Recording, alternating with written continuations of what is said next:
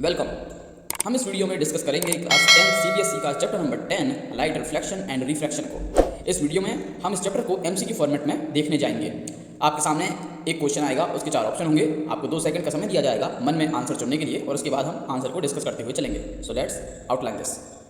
Question number 1, what makes things visible? Option A, light that reflected by them. Option B, light that absorbed by them. Option C, light transmitting from them. Option D, light produced by them. So the right answer is light that reflected by them. कोई भी object visible तब होता है जब उस पर कहीं से किसी सोर्स से लाइट पड़े और वो रिफ्लेक्ट हो, और रिफ्लेक्टेड लाइट को जब हमारी आईज जो हैं वो कैप्चर करती हैं तब हमें वो चीज़ विजिबल हो पाती है। So answer is the light that reflected by them. Question number 2, identify all the phenomenon which are related to light. Option A, image formation by mirrors. Option B, twinkling of stars. Option C, colours of a rainbow. Option D, bending of light by a medium. तो the right answer is वो सभी phenomenon जो light से related हैं वो हैं ये चारों। इमेज फॉर्मेशन बाय मिरर, ये भी लाइट के फिनोमिनन हैं। Option B, twinkling of stars, ये भी लाइट का फिनोमिनन है। Option C, colours of rainbow, ये भी लाइट का फिनोमिनन है। And option D, bending of light by medium, ये भी लाइट का फिनोमिनन है। Question number 3, what makes us see through transparent materials? Option A, light reflected by them. Option B, light transmitted through them. Option C, light absorbed by them. Option D, light produced by them. So the right answer is light transmitted through them. किसी भी transparent medium के ऊपर जब light पड़ती है तो उसका कुछ हिस्सा रिफ्लेक्ट हो जाता है जो कि बहुत कम होता है, और ज़्यादातर हिस्सा उससे ट्रांसमिट हो जाता है, यानी उसके आर पार चला जाता है। तो ये जो हिस्सा लाइट का उसके आर पार जाता है, इसी के कारण हमारी आंखें उस चीज़ के आर पार देख पाती हैं। Question number 4, light travels in A, circular path, B, rectilinear path, option C, straight path, option D, parabolic path. So the right answer is light always travels in straight path until and unless उसके रास्ते में कोई obstruction ना आए। तो light जो है उसके 2 नेचर जैसे हम जानते हैं कि एक होता है वेव नेचर और एक होता है पार्टिकल नेचर। तो पार्टिकल नेचर के बिहाफ पर हम कहते हैं कि लाइट हमेशा स्ट्रेट लाइन में ट्रेवल करती है। Question 5, what do you understand by reflection of light? Option A, bouncing back of light from shiny smooth surface. Option B, absorbent of light in a rough regular surface. Option C, transmission of light through a transparent surface. Option D, bending of light around the small opaque surface. So the right answer is bouncing back of light from a smooth shiny surface is known as reflection. किसी भी smooth shiny surface पर जब light पड़ती है और वो bounce back हो जाती है, इस फिनोमिनन को हम कहते हैं रिफ्लेक्शन। ऐसा रफ सरफेस के केस में भी होता है, बट रफ सरफेस के केस में जो लाइट रिफ्लेक्ट होकर आती है बाउंस बैक होकर, वो बहुत कम होती है। Question 6, what do you understand by diffraction of light? Option A, bouncing back of light from shiny smooth surface. Option B, absorbent of light in a rough regular surface. Option C, transmission of light through a transparent surface. Option D, bending of light around a small opaque surface. So the right answer is option D, bending of light around a small opaque surface. इसको कहा जाता है diffraction. कोई भी एक बहुत small size का OPEC surface होगा, यानी इसके आर पार लाइट नहीं जा सकती है, तो जब लाइट इस पर पड़ेगी तो लाइट जो है इसके एजेस के किनारे से बेंड हो जाती है और इस तरह से आगे बढ़ती है। तो जब हम आगे देखेंगे तो हमें इस तरह का पैटर्न देखने को मिलेगा जब हम यहाँ से देखेंगे। So this phenomenon of bending of light at the edges of a small opaque surface is known as diffraction of light. Question number 7, which of the following phenomena shows a wave nature of light? Option A, reflection. Option B, refraction. Option C, transmission. Option D, diffraction. So the right answer is diffraction. जब भी diffraction होता है, एक small opaque surface होता है, उस पर light पड़ती है और इसके एजेस से वो बेंड हो जाती है। तो इस तरह का बेंडिंग जो नेचर है, ये तो लाइट का पार्टिकल नेचर से हम बता नहीं सकते, क्योंकि पार्टिकल नेचर में तो सिर्फ ये कहा जाता है कि लाइट बस स्ट्रेट लाइन में चलती है, बेंड तो हो नहीं सकती। लेकिन पर डिफ्रैक्शन के केस में तो लाइट बेंड भी हो रही है। तो इसलिए लाइट का एक सेकंड नेचर भी साइंटिस्टों ने माना, जो कि है वेव नेचर। और यानी लाइट एक पार्टिकल की बीम भी है और लाइट एक तरह की वेव भी है। Question number 8, the modern quantum theory suggest what nature for light? Particle nature, wave nature, particle and wave both. Option D, light has no nature. The right answer is modern जो quantum theory है, जो latest theory है, उसके according light जो है ये particle और wave दोनों तरह का नेचर कैरी करती है। Question number 9, which option is not correct as per law of reflection? Option A, angle of incidence is equal to the angle of reflection. Option B, incident ray the normal to the mirror at the point of incidence and the reflected ray all lie in the same plane. Option C, it is valid for only smooth surfaces. Option D, it is valid for rough surfaces also. So the right answer is option C is incorrect. Option C जो है ये सही नहीं है, क्योंकि law of reflection smooth surfaces और rough surfaces दोनों के लिए ही वैलिड है। Question 10, what is the nature of image formed by plane mirror surface? Option A real and erect, option B real and inverted, option C virtual and inverted, option D virtual and erect. So the right answer is the nature of image formed by a plane mirror is always virtual and erect. आपके घर में जो plane mirror होते हैं, जो शीशे होते हैं नॉर्मली, उनमें किस तरह की इमेज होती है? आप यहाँ खड़े होते हैं, आप जैसे होते हैं वैसे के वैसे ही सीधे खड़े हुए ही आपकी इमेज भी दिखती है। बस फर्क ये होता है कि ये जो इमेज बनती है प्लेन मिरर से, ये लेटरली इन्वर्टेड होती है, यानी आपका राइट इमेज का लेफ्ट हो जाता है। Question number 11, which of the following is incorrect about spherical mirrors? Option A law of reflection valid for them, option B these are those mirrors which make parts of sphere, option C these can be of two types, option D both surfaces of spherical mirror can be used for image formation. So the right answer is option number D is incorrect, क्योंकि law of reflection valid होता है हर तरह के spherical mirror पर। These are those mirrors विच, क्योंकि जितने भी spherical mirror होते हैं ये एक बिगर स्फीयर का पार्ट होते हैं। ऑप्शन सी इनके दो टाइप्स होते हैं, जी हाँ बिल्कुल होते हैं, एक होता है कॉनकेव, एक होता है कॉन्वेक्स। ऑप्शन डी जो है ये गलत है, क्योंकि इसमें लिखा है both surfaces of spherical mirror can be used for image formation, जबकि ऐसा नहीं होता है। किसी भी मिरर का एक साइड जो है ये रिफ्लेक्टिव कोटिंग से कोटेड किया हुआ होता है और दूसरा सर्फेस जो होता है ये ओपेक कोटेड होता है, यानी एक सर्फेस से रिफ्लेक्शन हो सकता है और दूसरे पे एक पॉलिश की जाती है जिसकी वजह से लाइट उसके पार नहीं जा पाती। तो हैंस सिर्फ एक ही सरफेस किसी भी मिरर का यूज किया जा सकता है for image formation. Question number 12, which of the following are correct about concave mirror? Option A a type of spherical mirror, option B face is towards centre inwards, option C polished surface is bulged outside, option D it act as convergent mirror. So the right answer is option number A is correct for concave mirror, option number B is also correct for concave mirror, option number D is also correct for concave mirror and option C is incorrect for a concave mirror।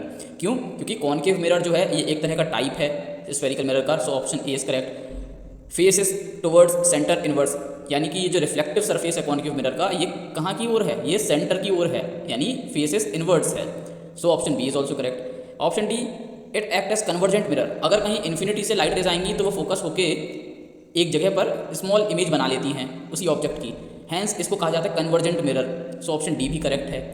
But option C में बोला गया polished surface bulged outside, but जो ये polished surface है reflective coating वाला ये तो अंदर की तरफ है, बाहर की तरफ, तो कॉन्वेक्स मिरर जो होता है उसमें होता है, hence option C is incorrect. Question number 13, which of the following are true about pole of a spherical surface? A, it is center of reflecting surface of spherical mirror, option B, it lies on the surface of the mirror, option C, it is part of the spherical mirror, option D, it is the center of a sphere whose part is spherical mirror। तो किसी भी spherical mirror का जो पोल होता है उसके बारे में option number A it is centre of reflecting surface of mirror, ये सही है। Option B it lies on the surface of the mirror, ये भी सही है। Option C it is part of the spherical mirror, ये भी सही है। Option D it is the centre of sphere whose part is spherical mirror, ये गलत है। आपको पता होगा कि कोई भी स्फेरिकल मिरर जो होता है ये एक बिगर स्फीयर का पार्ट होता है। इस बिगर स्फीयर का कोई एक सेंटर होगा, इस सेंटर को इस मिरर के रिस्पेक्ट में हम बोल देते हैं सेंटर ऑफ कर्वेचर यानी सी। इस सी से लेके इस मिरर की बाउंड्री तक ये जो डिस्टेंस है इसे कहते हैं रेडियस ऑफ कर्वेचर यानी कि आर। इसका जो हाफ पॉइंट होगा मिड पॉइंट इसे कहते हैं हम फोकस यानी कि एफ। और ये जो सरफेस है जो ये जो रेडियस वाली लाइन है ये जहाँ पर इस मिरर के सरफेस को टच करती है इस पॉइंट को हम कहते हैं पोल। और ये पोल कहाँ होता है? इस मिरर के सरफेस पर ही होता है। सो ये थे पॉइंट्स जो कि एक मिरर पर होते हैं। Question number 14, the point which is the centre of the sphere whose part is spherical mirror is called dash। A centre of curvature, B pole, C focus, D radius of curvature. So the right answer is ये mirror था, ये बिगर sphere था जिसका ये part है, और ये जो पॉइंट था जो इस स्फीयर का सेंटर था इसको क्या बोला था हमने? C centre of curvature. Hence the point which is the centre of the sphere whose part is spherical mirror is called center of curvature। Question number 15, which of the following is incorrect? Option A, center of curvature of concave mirror lies in front of it. Option B, center of curvature of convex mirror lies behind of it. C centre of curvature of plane mirror lies in front of it, option D centre of curvature for plane mirror lies on mirror. So option number D is incorrect because centre of curvature concave mirror का कहाँ होता है, outside of it, in front of the mirror. Centre of curvature for convex mirror कहाँ होता है, behind of it. Plane mirror के लिए क्या होता है, एट इनफाइनाइट डिस्टेंस पे होता है, in front of it. Hence option D is incorrect. Question number 16. Which of the following are correct about principal axis of a mirror? Option A, it is the line joining center of curvature and pole of the mirror. Option B, principal axis is normal to the mirror at its pole. Option C, it is the line at which center of curvature, focus and pole of a mirror coincide. Option D, principal axis of a mirror can be curved. So about the principal axis, किसी भी mirror के लिए principal axis वो line होती है जो कि उसके सेंटर ऑफ कर्वेचर, फोकस और पोल से होकर गुजरती है। ये जो लाइन होती है इसे कहते हैं हम principal axis for that mirror. So option A में बोला गया है it is the line joining the centre of curvature and pole of the mirror, ठीक है। Option B principal axis is normal to the mirror at its pole. So यहाँ पर हम देख सकते हैं कि at pole the principal axis is normal to the mirror, जी हाँ ये भी सही है। And option C it is the line at which centre of curvature, focus and pole coincide, जी हाँ यहाँ पर कोइंसाइड कर रहे हैं। So option A, B and C all are correct and option D is incorrect. Question number 17. The point in front of a concave mirror at which a paper catches fire is known as, किसी भी concave mirror पर जब infinite distance से हम light को लाएंगे तो एक पॉइंट पर आकर वो मिल जाती हैं, एक पॉइंट साइज इमेज बनाती हैं। लाइक इफ इन केस हम सन की इमेज बनवाएंगे जो कि इनफाइनाइट डिस्टेंस पर है फ्रॉम दिस मिरर, तो एक पॉइंट पर इस सन की पॉइंट साइज इमेज बन जाएगी और इस पॉइंट पर जब हम एक पेपर को लाएंगे तो इस पेपर में आग लग जाएगी। तो ये जो पॉइंट है, ये पॉइंट कौन सा होता है, ये पूछा है इस क्वेश्चन में। Centre of curvature, pole of the mirror, focus of the mirror, radius of curvature of the mirror. तो the right answer is focus of the mirror, यानी कि ये जो पॉइंट है जहाँ पर लाइट ने आकर इनफाइनाइट डिस्टेंस पे जो सन था इसकी एक पॉइंट साइज इमेज बनाई जिस पर अगर हम पेपर लाएंगे तो आग लग जाएगी। ये पॉइंट कौन सा होता है, ये होता है focus of the mirror. Question 18. When parallel rays of light falls on a concave mirror intersect at a point known as, यानी कि पैरेलल रेज ऑफ लाइट आ रही हैं on a concave mirror, intersect at a point, और ये दोनों intersect करती हैं एक पॉइंट पर, उस पॉइंट को हम क्या बोलते हैं, तो उस पॉइंट को हम बोलते हैं focus of the mirror. Question 19.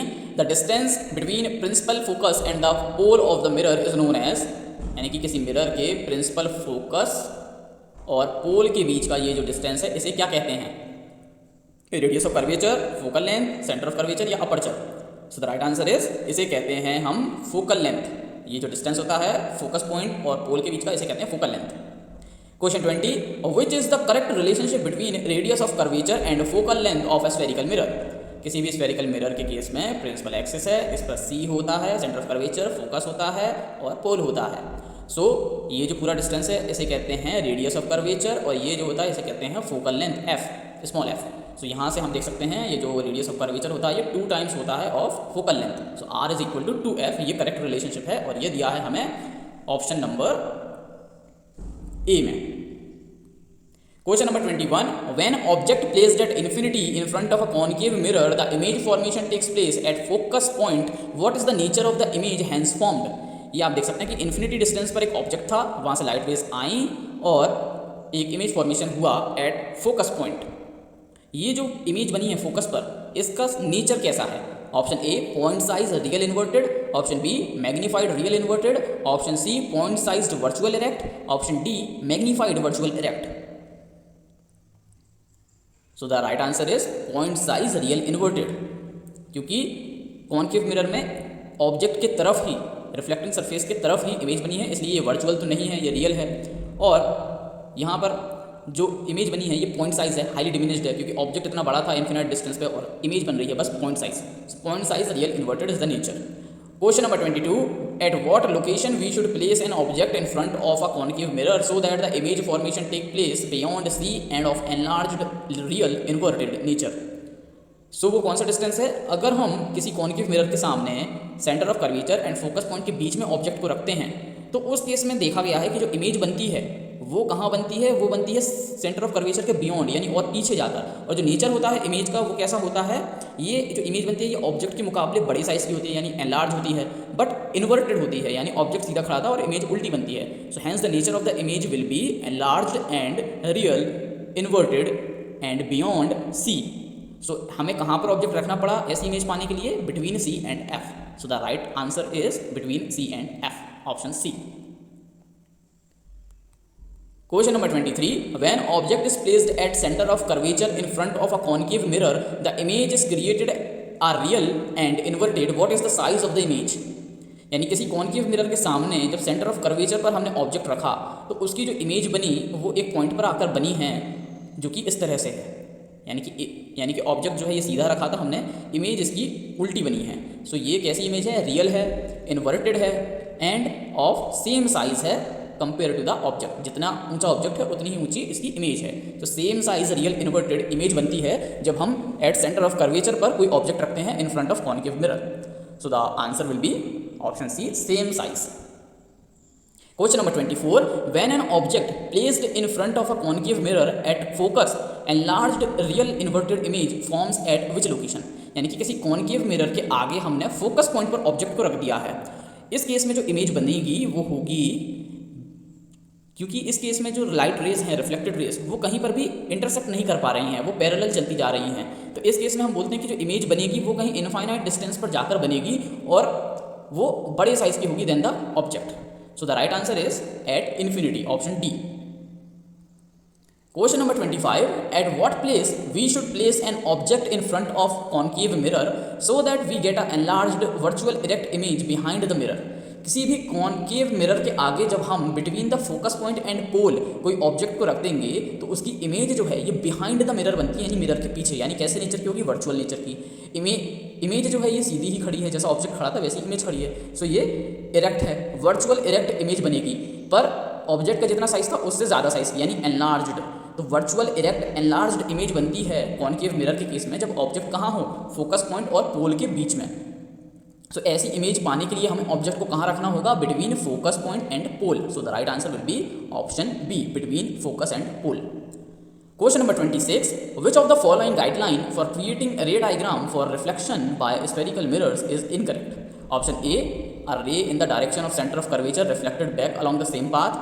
Option B, incident and reflected rays follow laws of reflection at point of incidence when a ray incident obliquely on principal axis. Option C, a ray parallel to principal axis after deflection in a concave mirror will pass through the focus point. Option D, a ray directed towards principal focus of a convex mirror after reflection will emerge coincident to the principal axis. So इनमें से कौन सा गलत है? सो इनमें से option A सही है, ऑप्शन बी सही है, ऑप्शन सी भी सही है, ऑप्शन डी जो है ये गलत है, क्योंकि किसी कॉन्वेक्स मिरर के फोकस पॉइंट पर जब हम टारगेट करेंगे किसी लाइट रे को तो वो रिफ्लेक्शन के बाद पैरेलल हो जाती है टू द प्रिंसिपल एक्सिस, ना कि कोइंसिडेंट हो जाती है। Question number 27. In which of the following uses concave mirrors are used? A, search lights, option B, dentist mirror, option C, solar furnaces, option C, shaving mirrors. So the right answer is all of these. इन सभी कामों के लिए हम use करते हैं concave mirrors को। Question number 28. When an object kept in front of a convex mirror at infinite distance what will be the nature of the image formed? यानी किसी कॉन्वेक्स मिरर के आगे हमने एक ऑब्जेक्ट रखा है एट इनफाइनाइट डिस्टेंस, तो इसकी जो इमेज बनेगी उसका नेचर कैसा होगा? तो आप डायग्राम में देख सकते हैं जो इमेज बनेगी वो मिरर के दूसरी तरफ बनेगी, यानी कि वर्चुअल नेचर की है। ऑब्जेक्ट इतना बड़ा है इनफाइनाइट डिस्टेंस पे, पर इमेज जो है ये पॉइंट साइज की बन रही है। So nature will be option A, point sized virtual erect, option B, magnified virtual erect, option C, point sized real inverted, option D, magnified real erect. So the right answer is option A, point sized virtual erect. Convex mirror जब भी image बनाएगा तो वो virtual erect nature की ही होती है। Question number 29.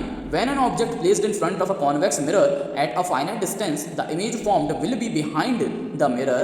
What will be the nature of the image? यानी किसी कॉन्वेक्स मिरर के आगे हमने इस बार फाइनाइट डिस्टेंस पे एक ऑब्जेक्ट रखा है, तो इसकी इमेज आप देख सकते हैं मिरर के दूसरी तरफ बनेगी, यानी कि वर्चुअल है, इरेक्ट बनेगी, क्योंकि कॉन्वेक्स मिरर हमेशा वर्चुअल इमेज बनाता है जो कि इरेक्ट होती हैं।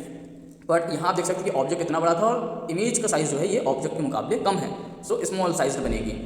सो यहाँ हम बोल सकते हैं कि एट फाइनल डिस्टेंस पर जब हम कॉन्वेक्स मिरर के आगे ऑब्जेक्ट रखेंगे तो जो इमेज बनेगी वो होगी option A, diminished virtual erect, option B, magnified virtual erect, option C, diminished real inverted, option D, diminished virtual inverted. So the right answer will be diminished virtual erect, option A. Question number 30. In which of the following uses convex mirror is used? Option A, rear view mirror. Option B, to get full length image of a bigger structure. Option C, to get wider view field in a small mirror. Option D, torch. So the right answer is, जहाँ पर हम convex mirror का use करते हैं वो है option ए, गाड़ियों के रियर व्यू मिरर में. ऑप्शन बी, किसी छोटे से शीशे में बहुत ज़्यादा जगह को जब हमें देखना हो, फुल लेंथ व्यू देखनी हो तब. Option C, to get wider view of field in small mirror. इन तीनों कामों के लिए हम यूज़ करते हैं कॉन्वेक्स मिरर को. Question number 31. Which of the following is incorrect regarding the sign convention for reflection by spherical mirrors? Option A, all the distances parallel to principal axis measured from the pole either up, positive, or down, negative. Option B, all the distance to the right side of the origin are measured as positive and to the left side are all negative. Option C, an object can be placed either to the right or left of the origin and light falls from object towards the mirror. Option D, all the distance perpendicular to the principal axis along the positive y-axis are positive and along the negative y-axis are negative. So इनमें से जो गलत है in the sign convention वो है option number C. An object can be placed either to the left और right. ऐसा नहीं होता है किसी भी स्फेरिकल मिरर में, चाहे कॉनकेव हो या कॉन्वेक्स हो, हम हमेशा ऑब्जेक्ट को प्लेस करेंगे टू द लेफ्ट साइड, यानी रिफ्लेक्टिव सरफेस जहाँ भी होगा उसके लेफ्ट हैंड साइड में. हमेशा ऑब्जेक्ट होगा लेफ्ट हैंड साइड में और image accordingly to the position बनती जाएगी. So option C is incorrect. Question number 32. Identify the correct mirror formula. Option A, 1 by V plus 1 by U equal to 1 by F. Option B, minus 1 by V plus minus 1 by U equal to 1 by F. Option C, 1 by F minus 1 by U equal to minus 1 by V. Option D, 1 by F minus 1 by U equal to 1 by U equal to 1 by V. So the right answer is option A and D. Because option D में भी वही लिखा है 1 by F equal to 1 by U plus 1 by V, और option A में भी यही लिखा है. यहाँ पर जो F है ये होता है focal length of the mirror. यहाँ पर U जो है ये है ऑब्जेक्ट का distance from the mirror and V जो है ये इमेज जो बनी है उसका distance from the mirror. Question number 33. What is the formula for magnification of image by mirror? Option A, U by V. Option B, H dash by H. H dash यहाँ पर है इमेज ऑफ, H dash है यहाँ पर height of image and H है height of object. Option C, minus H dash upon H. Option D, minus V by U. So the correct formula for the magnification is H dash by H, यानी कि height of image upon height of object, and option D minus V by U. सो ये दो फॉर्मूले होते हैं magnification by spherical mirrors. Question 34. If magnification is negative what does this mean? कि अगर किसी केस में मैग्निफिकेशन जो है ये नेगेटिव आता है तो इसका मतलब क्या है? ऑप्शन ए, इमेज रियल है. ऑप्शन बी, इमेज वर्चुअल है. ऑप्शन सी, इमेज इन्वर्टेड है. ऑप्शन डी, इमेज इरेक्ट है. तो द राइट आंसर इज, जब भी मैग्निफिकेशन नेगेटिव आता है स्फेरिकल मिरर्स के केस में तो इसका मतलब है कि जो इमेज है ये रियल नेचर की है, और जब भी पॉजिटिव आता है मैग्निफिकेशन तो इसका मतलब है इमेज वर्चुअल नेचर की है. Question number 35. What is refraction? Option A, when traveling obliquely from one medium to another, the direction of propagation of light in the second medium changes. Option B, when light moves from one transparent medium to another, it changes its direction. Option C, when light strikes a smooth surface, it bounces off. Option D, when light is struck on a transparent surface, some of it get absorbed and some of it get reflected. So the right answer is option A. When traveling obliquely, यानी जब light perpendicular ना चलती हुई थोड़ा तिरछा होकर चलती है और किसी एक मीडियम से किसी दूसरे मीडियम में एंटर होती है तो लाइट अपना डायरेक्शन जो है ये चेंज कर लेती है. इस फिनोमेनन को हम कहते हैं refraction. Of question number 36. When light enters from a rare to a denser medium what will happen? यानी जब लाइट किसी रेयर मीडियम से, यानी कि जिसमें पार्टिकल उतना ऑब्स्ट्रक्शन नहीं दे रहे हैं, आती है कहाँ? एक डेंसर मीडियम में जहाँ पर पार्टिकल्स जो है वो बहुत ज़्यादा ऑब्स्ट्रक्शन दे रहे हैं लाइट को, तो लाइट के ट्रेवलिंग के पाथ में क्या चेंजेस आपको देखने को मिलेंगे? Option A, light bends towards the normal, यानी लाइट जो है नॉर्मल के पास में और बेंड हो जाएगी. या फिर ऑप्शन बी, लाइट जो है ये नॉर्मल से और दूर हो जाएगी. ऑप्शन सी, लाइट जो है ये स्ट्रेट ही चलेगी. ऑप्शन डी, कुछ भी नहीं होगा. So the right answer is, जब भी लाइट किसी रेयरर से किसी डेंसर मीडियम में आती है तो लाइट का जो ट्रेवलिंग पाथ है ये टुवर्ड्स द नॉर्मल बेंड हो जाता है. सो यहाँ पर करेक्ट है option number A, light bends towards the normal. Question number 37. Why does refraction happens? Option A, due to difference in weight of the different mediums. Option B, due to different speed of light in different mediums. Option C, due to change in behavior of light. Option D, due to change in energy of light. So the right answer is option B. अलग अलग mediums में particles जिस तरह arrange होते हैं, obstruction देते हैं light को, उसके अकॉर्डिंगली लाइट की स्पीड जो है ये अलग अलग मीडियम में चेंज हो जाती है। जिस मीडियम में ज़्यादा ऑब्स्ट्रक्शन नहीं आ रहा है लाइट को, तो लाइट सीधी पास हो जाती है, लाइट की स्पीड तेज़ होती है। जिस मीडियम में बहुत ज़्यादा पार्टिकल्स उसको ऑब्स्ट्रक्शन दे रहे हैं, तो वहाँ पर लाइट की स्पीड जो है वो कम हो जाती है। तो according to the speed of the light in different mediums, उसकी वजह से लाइट का जो ट्रैवलिंग पाथ है वो अफेक्ट होता है, या तो टुवर्ड्स द नॉर्मल या अवे फ्रॉम द नॉर्मल, और इसी फिनोमिनन को हम कहते हैं रिफ्रैक्शन। तो यहाँ पर करेक्ट ऑप्शन है option B, due to different speed of light in different mediums. Question number 38, what is Snell's law? Option A, ratio of angle of incident of light to angle of reflection of light. Option B, ratio of angle of incident of light to the angle of transmittance of light. Option C, ratio of angle of incident light to the angle of refraction of light. Option D, ratio of angle of refraction of light to angle of incident of light. So the right answer is option C.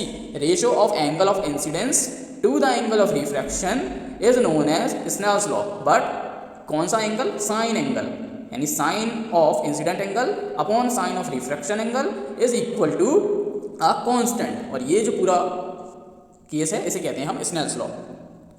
Question number 39, the incident ray, the refracted ray and the normal to the interface of two transparent media at the point of incidence all lie in dash plane, separate plane, same plane, parallel plane, curve plane। तो कोई यहाँ पर boundary है दो mediums के बीच की, light यहाँ से आई और फिर यहाँ पे होगा नॉर्मल, और फिर मान लीजिए ये डेंसर मीडियम था तो टुवर्ड्स द नॉर्मल बेंड हो गई। तो ये जो पॉइंट ऑफ इंटरफेस है यहाँ पर आपको क्या देखने को मिला है? इंसिडेंट रे यानी कि ये, द रिफ्रैक्टेड रे यानी कि ये, and the normal to the interface यानी कि ये तीनों कितने प्लेन में हैं? सेपरेट प्लेन्स में हैं, या एक ही प्लेन में है, या पैरेलल प्लेन्स में है, या फिर कर्व प्लेन में है। तो यहाँ हमें देखने को मिल रहा है कि ये तीनों के तीनों एक ही प्लेन में लाई कर रहे हैं, that is all lie in same plane. Option B is correct. Now question number 40, the ratio of sine of angle of incidence to the sine of angle of refraction is dash for the light of a given color and for the given pair of media. This law is also known as Snell's law of refraction. This is true for angle between 0 degree to the 90 degree of incidence. So इस डैश में क्या आएगा? Option A variable, option B negative, option C positive, option D constant. So Snell's law के according sine of angle of incidence upon sine of angle of refraction ये हमेशा एक constant value देता है किन्हीं दो मीडियम्स के लिए। सो यहाँ पर डैश में आएगा constant, option D is correct. Question number 41, what is refractive index? Option A, difference in speed of light in two mediums. Option B, sum of speed of light in two mediums. Option C, product of speed of light in two mediums. Option D, ratio of speed of light in two mediums. So the right answer is Snell's law में हमने देखा sine of incidence angle upon sine of refraction angle ये देता है constant, और ये जो constant value होती है इसे हम कहते हैं refractive index of this medium with respect to this original medium, और इसे डिनोट किया जाता है जनरली म्यू के द्वारा। म्यू जो साइन होता है इससे हम डिनोट करते हैं रिफ्रैक्टिव इंडेक्स को, या फिर कई जगह स्मॉल एन का भी यूज़ किया जाता है। सो रिफ्रैक्टिव इंडेक्स क्या होता है? रेशो होता है of speed of light in two mediums. Question number 42, what is absolute refractive index? Absolute refractive index क्या होता है? Option A, difference in speed of light in vacuum and medium. Option B, ratio of speed of light in vacuum to the medium. Option C, ratio of speed of light in medium to the vacuum. Option D, product of speed of light in vacuum in medium. So हम जानते हैं Snell's law में sine of angle of incidence upon sine of angle of refraction हमें देता है constant. इस constant को हम कहते हैं रिफ्रैक्टिव इंडेक्स। अब इसको वेलोसिटी के फॉर्मेट में भी एक्सप्लेन कर सकते हैं कि refractive index of medium 1 with respect to the medium 2 is, तो ये जो रिस्पेक्ट में होते हैं, जिसके रिस्पेक्ट में हम देख रहे होते हैं, उसमें velocity of light in medium 2 ऊपर आता है and velocity of light in medium 1 नीचे आता है। इसको हम पढ़ेंगे refractive index of medium 1 with respect to medium 2। जिसके रिस्पेक्ट में है वो न्यूमरेटर में आता है velocity of light in medium 2, and जिसका पता कर रहे हैं वो डिनोमिनेटर में आता है यानी velocity of light in medium 1। सो जब हम किसी मीडियम में रिफ्रैक्टिव इंडेक्स पता कर रहे होते हैं विद रिस्पेक्ट टू वैक्यूम या फिर एयर, तब जो उस मीडियम का रिफ्रैक्टिव इंडेक्स निकल कर आता है उसे हम कहते हैं एब्सोल्यूट रिफ्रैक्टिव इंडेक्स। यानी कि अगर मैं मीडियम 1 का रिफ्रैक्टिव इंडेक्स पता कर रहा हूँ विद रिस्पेक्ट टू वैक्यूम या फिर एयर, तो ऊपर आएगा velocity of light in vacuum या फिर एयर, अपॉन में आएगा velocity of light in medium 1। तो ये जो रिफ्रैक्टिव इंडेक्स निकल कर आएगा ऑफ मीडियम 1, ये किसके रिस्पेक्ट में है? टू द वैक्यूम या फिर एयर। तो इस वाले रिफ्रैक्टिव इंडेक्स को मैं बोलूँगा एब्सोल्यूट रिफ्रैक्टिव इंडेक्स। सो यहाँ पर ऑप्शन 1 में दिया गया है difference in speed of light in vacuum and medium. Option B, ratio of speed of light in vacuum to the medium. Option C, ratio of speed of light in medium to the vacuum. Option D, product of speed of light in vacuum and in medium. So the right answer is ratio of the speed of light in vacuum to the medium. So option B is correct. Question number 43, Which of the following is correct about the refractive index? Option A, refractive index directly proportional to the mass density of medium. Option B, refractive index indirectly proportional to the mass density of medium. Option C, refractive index of a medium depends on arrangement of particles within it. Option D, none of the above. So हम जानते हैं कि refractive index उस medium का ज़्यादा होगा। Refractive index है क्या असल में? यह हमें ये बताता है कि किसी मीडियम में जब लाइट एंटर हुई तो उसको कितना ऑब्स्ट्रक्शन देखने को मिला, यानी उसके रास्ते में कितने सारे ऑब्स्ट्रक्शन आए। तो जिस मीडियम में पार्टिकल्स जितने डेंसली अरेंज होंगे उतना ही लाइट को ऑब्स्ट्रक्शन आएगा और उतना ही उसका पाथ जो है ये डेविएट हो जाएगा। So hence the correct statement about the refractive index is refractive index of medium depends on arrangement of particles within it.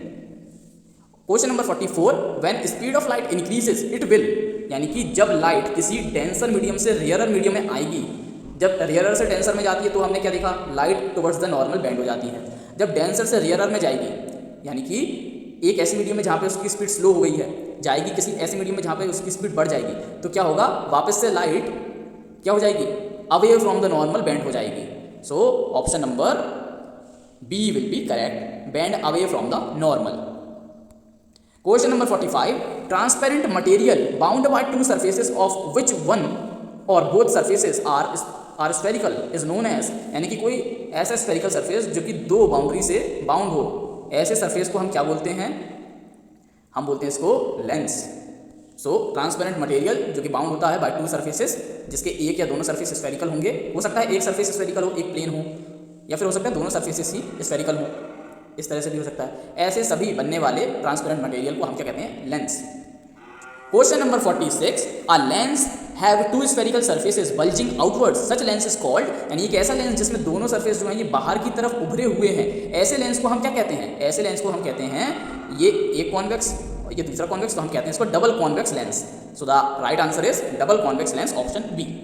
इसी तरह जो लेंस इस तरह का होगा, एक कॉनकेव दूसरा कॉनकेव, तो इसको कहेंगे हम डबल कॉनकेव, पर जनरली इस लेंस को हम कह देते हैं कॉन्वेक्स। डबल कॉन्वेक्स की जगह हम सिर्फ कॉन्वेक्स लेंस कह देते हैं, और इस वाले लेंस को हम जनरली कॉनकेव लेंस बोल देते हैं, डबल कॉनकेव बोलने की जगह। Question number 47, which of the lens is known as converging lens? Option A concave, option B plano convex, option C convex, option D plano concave. So जैसे कि हम जानते हैं कि कॉनकेव मिरर जो था इसे हम कन्वर्जेंट मिरर कहते थे, क्योंकि इनफाइनाइट डिस्टेंस पर किसी ऑब्जेक्ट की इमेज को पॉइंट साइज इमेज में बदल देता था एट फोकस पॉइंट। इसी तरह जो कॉन्वेक्स लेंस होता है ये भी इनफाइनाइट डिस्टेंस से आ रही लाइट को फोकस पॉइंट पर कन्वर्ज कर देता है, तो इसीलिए कॉन्वेक्स मिरर, तो इसलिए कॉन्वेक्स लेंस जो होता है इसे कहते हैं हम कन्वर्जिंग लेंस। तो the right answer is convex lens, option C. Question 48, a lens thicker at the edges than at the middle and diverges light is known as, option A double convex lens, option B double concave lens, option C plano convex lens, option D plano concave lens। तो ऐसा एक lens जो कि मोटा है eight edges और पतला है एट द सेंटर, और जो लाइट को डाइवर्ज कर देता है, इस पर जब इनफाइनाइट डिस्टेंस से लाइट आती है तो ये उसको डाइवर्ज कर देता है, फैला देता है, ऐसे लेंस को हम कहते हैं क्या, डबल कॉनकेव या फिर simply concave. So the right answer is option B double concave lens. Question number 49, thin lenses with small apertures have which of the following characteristics? Option A, aperture is much less than its radius of curvature. Option B, two centers of curvatures are equidistant from the optical center O. Option C, aperture is greater than its radius of curvature. Option D, two centers of curvatures are at different distance from the optical center O. तो thin lenses with small apertures का मतलब क्या है? aperture क्या होता है? किसी भी मिरर या किसी भी लेंस के केस में ये जो उसका डायमीटर है, मिरर के दोनों एंड को जब हम मिला देंगे तो ये जो डायमीटर बन के आता है, ये जो लेंथ बन के आती है, इसे कहते हैं हम अपर्चर ऑफ दिस मिरर या फिर अपर्चर ऑफ दिस लेंस। तो ऐसे सभी मिरर और लेंसेज, ऐसे सभी लेंसेज जिनका अपर्चर जो है ये स्मॉल होता है than their radius of curvature, radius of curvature बड़ा होगा और अपर्चर छोटा होगा, ऐसे सभी लेंसेज को हम कहते हैं thin lenses with small apertures. इनमें जो कैरेक्टरिस्टिक्स देखने को मिलते हैं वो हैं, option A aperture is much less than its radius of curvature, option B two centres of curvatures are equidistant from the optical centre, किसी भी लेंस का ये जो सेंटर पॉइंट होता है ये इसे कहते हैं ऑप्टिकल सेंटर, और इस सरफेस का जो सेंटर ऑफ कर्वेचर होगा वो कहाँ होगा, इस तरफ, और इस सरफेस का जो सेंटर ऑफ कर्वेचर होगा वो कहाँ होगा, इस तरफ। तो दोनों ही centre of curvature from the optical centre equal distance पर होते हैं। सो ऑप्शन बी भी करेक्ट है। Option C aperture is greater than its radius of curvature, ये गलत है for thin lenses with small apertures के लिए। Option D two centre of curvatures are at different distance from the optical centre O, ऐसा हो सकता है, but generally हम जो लेंस से डील करेंगे इस चैप्टर में वो हैं जहाँ पर दोनों सरफेस के जो सेंटर ऑफ कर्वेचर्स हैं ये इक्वल डिस्टेंस पर होंगे from the optical centres. So thin lenses with small apertures के लिए जो करेक्ट कैरेक्टरिस्टिक्स हैं वो हैं option A and option B. Question 50, ability of a lens to converge or diverge light rays depends on its focal length, जिसे नापते हैं हम पावर के फॉर्म में और जिसका फॉर्मूला होता है power equal to 1 by focal length. What is the SI unit of power of lens? A Dobson, B centimetre, C dioptre, D decimetre. So the right answer is the power of lens is measured in the unit dioptre. Dioptre ऐसा unit होती है of power of lens. और जो power of combination of lens होती है वो हम simply पता कर सकते हैं by power of lens 1 plus power of lens 2 plus power of lens 3 plus power of lens 4. यानी जितने भी लेंस आपके पास हैं सबकी पावर को अगर आप ऐड कर दोगे सिंपली तो आपको मिल जाएगा कॉम्बिनेशन पावर. यानी इन सब लेंसेज की जो कॉम्बिनेशन पावर है वो आपको मिल जाएगी सिंपली एडिशन करके. किसी भी लेंस की अगर पावर पॉजिटिव है तो उसका मतलब है कि वो कैसा लेंस है? कॉन्वेक्स लेंस है. और अगर किसी लेंस की पावर नेगेटिव है तो इसका मतलब क्या है? वो लेंस कौन सा है? Concave lens. तो अगर पॉजिटिव पावर है तो लेंस है कॉन्वेक्स और नेगेटिव पावर है तो वो लेंस है concave. Question number 51, which of the following are true for image formation by lenses? Option A, ray of light from the object parallel to the principal axis after refraction from a convex lens passes through the principal focus on the other side of the lens. Option B, ray appears to diverge from principal focus located on the same side of the lens in concave lens. Option C, a ray of light passing through a principal focus after refraction from a convex lens will emerge parallel to the principal axis. Option D, a ray of light appearing to meet at principal focus of a concave lens after refraction. So ये सभी cases true हैं for image formation by lenses. Question 52, highly diminished point size image will be formed at focus in the case of concave lens when the object is at. किसी भी concave lens के आगे जब हम infinite distance पर कोई object रखते हैं उससे जो लाइट आएगी तो वो दूसरी तरफ डाइवर्ट हो जाएगी पर सेम साइड पर एक इमेज बनेगी एट फोकस पॉइंट जो कि हाईली डिमिनिश्ड होगी. तो इस हाईली डिमिनिश्ड इमेज को बनाने के लिए हमें ऑब्जेक्ट कहाँ रखना होगा? Eight infinite distance. So option A will be correct, at infinity. Question 53, highly enlarged real inverted image will be formed in case of convex lens at infinity when the object will be at. यानी कि किसी convex lens के सामने हम कहाँ पर object को रखें ताकि जो इमेज बने वो इन्फिनिटी पर बने highly enlarged and real inverted nature की. तो जब हम किसी कॉन्वेक्स मिरर के आगे फोकस पॉइंट पर कोई ऑब्जेक्ट रख देंगे तो उसकी इमेज दूसरी तरफ बनेगी जो कि हाईली एनलार्ज्ड होगी क्योंकि लाइट रेज इंटरसेक्ट नहीं हो पा रही है तो कहीं दूर जाकर ये दोनों इंटरसेक्ट करेंगी. तो इमेज जो बनेगी उसका नेचर क्या होगा? हाईली एनलार्ज्ड, रियल होगा और इन्वर्टेड होगा. So the right answer will be at focus point.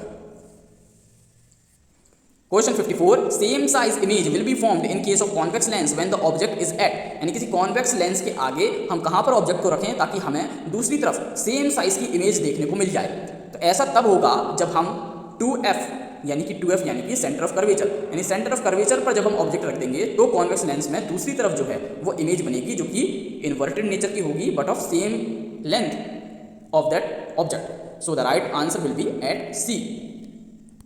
सो यहाँ हमने डिस्कस किया है chapter number 10 light reflection and refraction को in MCQ format. I hope आपको ये वीडियो इन्फॉर्मेटिव लगा हो. अगर वीडियो अच्छा लगा तो वीडियो को लाइक करिए, शेयर करिए, सब्सक्राइब करिए हमारे चैनल को क्योंकि हम इसी तरह से आगे के चैप्टर्स भी कंप्लीट करेंगे. So stay tuned, keep practising and God bless.